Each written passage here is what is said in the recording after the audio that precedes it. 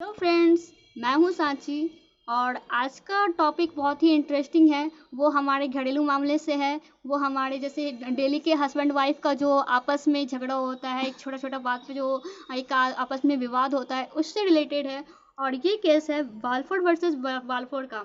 ये एक तरह का डोमेस्टिक एग्रीमेंट है। और आप लोग पहले ही तो हम ये पॉइंट्स को क्लियर कर देते हैं कि डोमेस्टिक एग्रीमेंट जो होता है उसको हम लोग जो है कोर्ट के द्वारा इन्फोर्सेबल नहीं करवा सकते हैं। ठीक है। अब इस केस का फैक्ट्स पे आते हैं कि इस केस का फैक्ट क्या था।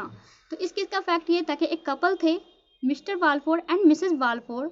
वो लोग जो थे सिलोन के रहने वाले थे। और वो लोग इंग्लैंड गए थे छुट्टियां मनाने के लिए।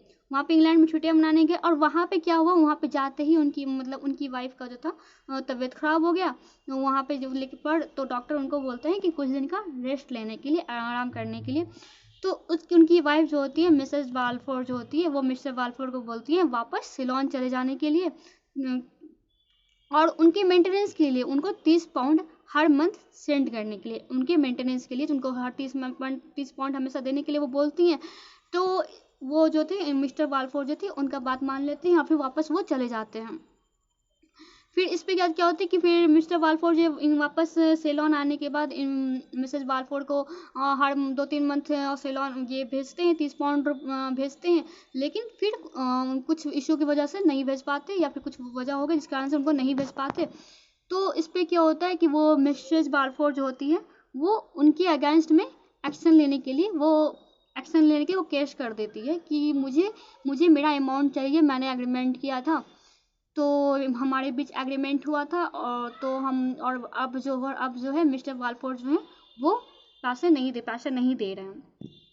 तो इस बीच का इन दोनों का कॉन्टेंशन यही था कि एग्रीमेंट जो हुआ था। लेकिन वो जो एग्रीमेंट हुआ था वो मतलब लीगल नहीं हुआ था। वो जो क्योंकि आम तौर पे जो हस्बैंड वाइफ जो एग्रीमेंट करते हैं कि मुझे सोने का हार ला के देना, तो और हस्बैंड जो होते हैं वो रात तक ला के नहीं देते हैं, तो वो तो नहीं है ना, कोर्ट चली जाएगी। हाँ, कि मुझे उन्होंने सुबह मुझे कहा था कि वो मुझे सोने की हार ला के देंगे, लेकिन वो ला के नहीं दिए तो मैं कोर्ट चली गई, मेरा एग्रीमेंट टूट गया, मेरा एग्रीमेंट का ब्रीच ऑफ कॉन्ट्रैक्ट हो गया। ऐसा तो कुछ नहीं हुआ ना। तो इसलिए ऐसे इस टाइप का जो केस होता है, इस टाइप का जो एग्रीमेंट होता है उसको हम लोग जाके कोर्ट में जाके उसको वापस नहीं ले सकते, वापस कोर्ट में जाके उसको अपने हक के लिए क्लेम नहीं कर सकते। लेकिन फिर भी मिस्टर मिसेस बालफोर्ड जो थी वो कोर्ट में गई, वो जाके वो क्लेम की। और उसके बाद क्या होता है कि उसका डिसीजन ये होता है, उस केस का डिसीजन ये होता है कि कोर्ट जो होते हैं वो कोर्ट बोलते हैं कि ये जो आप लोग का जो बीच में जो एग्रीमेंट हुआ है ये आप लोग का डोमेस्टिक एग्रीमेंट है। और आप लोग के जो बीच में एग्रीमेंट हुआ ये इसमें आप लोग के एग्रीमेंट में आप लोग का इंटेंशन नहीं था कि लीगल रिलेशनशिप बनाने का। तो इस वजह से जो थे वो तो मिस्टर बालफोर्ड जो है कोई भी वो पैसा मिसेस बालफोर्ड को देने के लिए बाध्य नहीं रहते। वो उनका ऐसा नहीं रहता है कि उनका तो मिस्टर यही इस केस का प्रोविज़न यही हुआ कि डोमेस्टिक एग्रीमेंट जो होता है वो हम लोग कोर्ट्स में जाके इन्फोर्सेबल नहीं करवा सकते हैं। और चूँकि उस केस का जो होता है इंटेंशन ही नहीं होता है कि वो जाके सोशल मतलब इंटेंशन ही नहीं रहता है कि वो जो एग्रीमेंट करते हैं उनको उनमें कोई लीगल इंटेंशन नहीं रहता है।